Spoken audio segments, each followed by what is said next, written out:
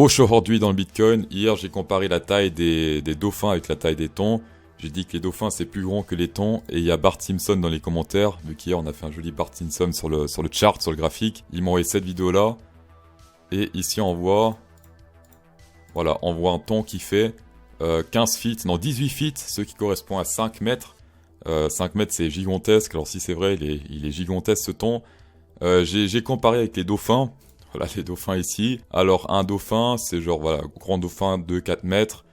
Et j'ai trouvé ici ce truc là. Donc c'est le Globish, c'est un male ici, d'accord. Donc on clique dessus. 5,7 mètres. Et ce truc là fait partie de la famille des Delphinidae. Et il fait 5,7 mètres adulte. Et ça ressemble un peu à un dauphin. Donc pour l'instant en tout cas les dauphins restent plus grands que les thons. Puisque ce truc là c'est un dauphin. Un peu raté de naissance, je suis d'accord, mais ça reste un dauphin. Et donc les dauphins restent plus grands que les thons. Dans le Bitcoin, on reteste ce Parallel Range bottom ici. Et il y a également une divergence boule potentielle. On attend la boule verte ici pour confirmer cette divergence. L'idéal, c'est que la boule verte apparaisse sur une bougie verte. Si la boule verte apparaît sur une bougie rouge, et bien dans ce cas, on prend pas le long puisque c'est un signe de faiblesse. Sinon, niveau Fibonacci, pile la zone danger 0,68 ici. Pour l'instant, on se fait rejeter une fois. Là, on va voir si on va se faire rejeter à nouveau aujourd'hui. Pour l'instant, en tout cas, elle n'est pas confirmée la divergence. Et ce qui serait bien là, c'est une bougie verte avec une boule verte ici. Sinon, la tendance est toujours baissière. Les MA 666, voilà, on n'oublie pas ce truc-là. Il y a également la MA, donc MA tout court, qui est encore plus précise selon moi. Moyenne mobile. Et si on met ici en mode rouge pour qu'on voit mieux, et en mode 666, le hasard. Donc, ne vous étonnez pas si ici on reteste ce niveau. Ou en tout cas quelque chose de proche vers ce niveau avant de repump. Sinon, il y a ce Gartley dont je vous parle depuis très longtemps maintenant. Il atteint la première target depuis maintenant quelques jours ici. Si on prend le bottom et le top, donc c'est la première target Fibonacci. 0,618, ça correspond au 0,618 qu'on a vu juste avant. Là, ça devient intéressant puisqu'on a vu hier que les gros Burj Khalifa, les grosses tours ici attirent le prix à nouveau. Hier, il y avait une grosse tour à la baisse. Qu'est-ce qu'on a fait? On est parti à la baisse. Maintenant, grosse tour à la hausse ici, vers les 42 700. Donc il y a moyen qu'ici maintenant ça s'est attiré par ce Burj Khalifa ici vers les 42 700. Le deuxième Burj Khalifa il est ici vers les 43 600. D'accord, donc on va voir ici également sur le graphe 43 600 c'est encore plus haut dans cette zone là plus ou moins, d'accord. 43 600, donc premier Burj Khalifa légèrement plus bas. Et le deuxième ici. Max pain prix aujourd'hui 9h c'était 42 000. Tolérance 2000 et on était aujourd'hui vers les 9h sur du 40 200, donc un peu moins de 2000, donc on reste dans la tolérance des 2000. D'ailleurs ici, pour ceux qui ont vu hier, en 1 heure sur Special Go ici, joli bat ici baissier, je vous partage ce graphe SRLV, donc ce qui explique c'est dans la zone rouge. Quand on sort de la zone rouge, c'est un buy, d'accord. Ici c'est un buy, ici c'est un buy, ici c'est un buy, et également ici on rebondit presque sur la zone rouge et bim, on se fait quand même rejeter ultra à la hausse. Donc ça c'était durant la crise Covid. Et là également, le rouge devient presque support, on a l'impression, puisqu'on se fait nous rejeter ici à la hausse. Et à chaque fois ici, dans le passé, c'était un buy. Pour ceux qui chient dessus, qui portent des pompers, sachez qu'ici, graphiquement, on est beaucoup plus proche d'un bottom que d'un top. Les tops, c'est quand il y a des gros pics ici, quand on est très haut. Là, on n'est pas haut du tout. Au niveau des baleines, des dauphins, des thons et des planctons, actuellement, tout le monde panique sell. Même les whales ici, ils sont en train de vendre. Ils ont encore vendu à quelques heures ici, alors qu'on monte légèrement sur le prix. Ce qu'on voit également, c'est qu'il y a du support ici qui s'installe vers les... Alors, on voit pas bien le prix ici, mais je pense que c'est vers les 39 000. On a un gros truc orange ici qui s'est installé. Dans gros support ici. Mais ce qui est un peu chelou quand même selon moi, c'est que c'est les gros whales, donc ceux qui contrôlent on va dire le marché, continuent à vendre encore maintenant alors que tout le monde est totalement en panic sell. Ça c'est le seul truc un peu bizarre. Dans tous les cas la règle c'est quoi? Quand les planctons se chient dessus, quand ils ont peur, eh bien c'est le moment d'acheter. Et ici ils se chient dessus, ils ont peur, il y a quasi plus personne dans le game. Mais justement ce qui est bizarre c'est que même les whales se barrent. Donc ça c'est le seul truc un peu chelou selon moi. En fort hour candle comme vu hier, tendance baissière, divergence bear confirmée ici. Le VMC l'a confirmé un peu en retard. Je vous rappelle que pour confirmer à l'avance ou confirmer avant le VMC, ce qu'on peut faire, c'est simplement attendre que lorsqu'il y a une divergence, qu'on clôture sous l'ouverture d'une bougie bleue. Par exemple, ici, la dernière bougie bleue, c'était ici, d'accord? C'était sur ce niveau-là. Hop, ce niveau, ouverture.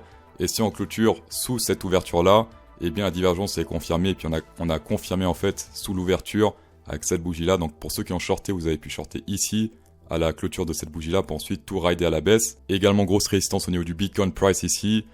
Personnellement je traite pas trop ça, mais voilà, sachez qu'il y a une grosse résistance vers ce niveau qui se situe actuellement vers les 40 500, voilà. Reparlons des HP Special Go dont j'ai parlé hier, HP Bull, ABCD Extended. On n'a toujours pas atteint la première target, stop loss ici au bas. Ceux qui disent que l'HP a échoué, non, tant qu'on ne teste pas ici le stop loss, eh bien elle n'a pas échoué, elle est toujours en cours. Première target ici, Fibonacci, j'aime bien prendre target Fibonacci, vers les 41 785. Je répète une fois, tant qu'on touche pas ici le stop loss, l'HP n'est pas annulé. C'est même marqué là, 38 808, voilà. Et pour ceux qui tentent de trader ça maintenant, c'est beaucoup plus intéressant puisqu'on est sur un risque ratio récompense de... Hop. Sur du 1,99, donc quasi 2. Et 2, c'est un très bon trade. On gagne 2 fois ce qu'on risque, donc c'est un très bon trade. Le funding rate repasse dans le positif, les boules payent plus de frais. L'option intérêt qui monte en même temps que les long shorts, c'est-à-dire quoi? C'est-à-dire que pour l'instant, j'ai l'impression qu'il y a toujours des longs qui sont piégés, puisqu'ici, il y a des longs qui sont rentrés ici et qui ne sortent pas depuis toute cette baisse. Il y a une petite sortie ici, reste à voir s'il y a une grosse tige baissière qui arrive. Mais tant qu'on monte ici au niveau de l'option intérêt, eh bien des longs qui sont rentrés là, qui sont piégés. C'est encore plus visible ici en 1 heure. Pour ceux que ça intéresse, je fais une vidéo mise à jour de l'option intérêt. Dans le cours, j'explique des choses que vous verrez nulle part ailleurs. Donc allez checker ça en urgence. Tout ça, ça se passe sur le seul cours de trading crypto, c'est accessible à tous les budgets. Pour 120 $, attention, bientôt je le monte à 150 puisqu'il y aura pas mal de nouveaux contenus qui va arriver. Ça, c'est exclusif sur la chaîne CryptoSauce. Vous pouvez aller checker sur la chaîne Card de Moon, même Crypto, peu importe. Zéro frais de maker fee sur Bybit, donc ça c'est magnifique pendant 30 jours. Dispo nulle part ailleurs, uniquement dans la description de CryptoSauce. On va passer over en Ethereum, tendance toujours baissière ici au niveau des EMA. J'avais dit, attention, grosse résistance ici au centre. On a le centre du range. On a tous les 10 000 EMA ici qui sont combinés ici au centre du range également.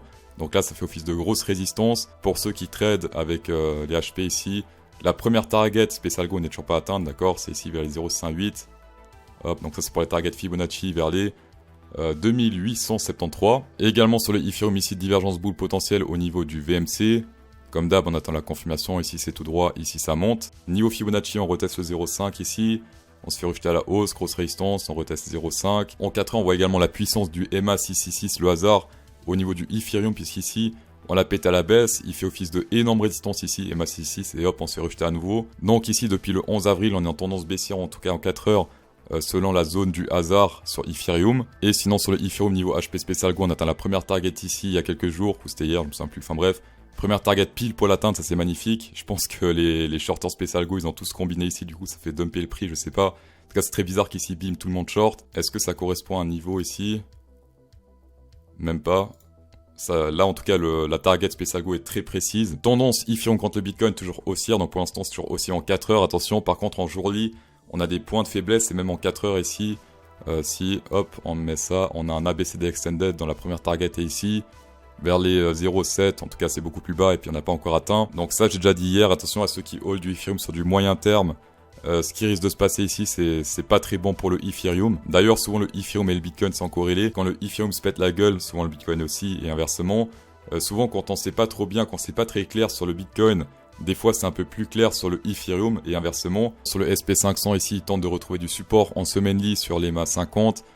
Clôture ce soir, d'accord, clôture semaine ce soir vers 22h, un délire comme ça. Donc très important qu'on clôture au-dessus de l'EMA 50. Sinon, prochain support, 4067 ici. Et en jourly très bizarre ici, puisqu'il répète tous les EMA, donc on est nouveau baissier en jourly. Chose un peu positive, on va dire, c'est qu'au niveau de ce support central, support résistance centrale, il a toujours fait des fake out ici, fake out à la baisse, fake out à la hausse. Ici, on peut pas vraiment dire c'est un fake out, mais s'il refait la même chose, hop, fake out, et après on reteste le top. Sinon, niveau RSA ici, support. Si on pète, si on clôture en dessous, pour moi, ce serait plus possible de faire un fake dump puisque on a pété ça. Ce niveau deviendrait support, résistance, pardon. Donc très important de tenir ce niveau ici. Encore plus important que le niveau central, selon moi. Et ça sera tout pour cette vidéo. Dans tous les cas, merci d'avoir checké cette vidéo, ça fait extrêmement plaisir. Special Go 10% de rabais avec CryptoSauce 10, tapez dedans. Insérez un pouce bleu dans cette vidéo pour encore plus de plaisir. Et bon week-end.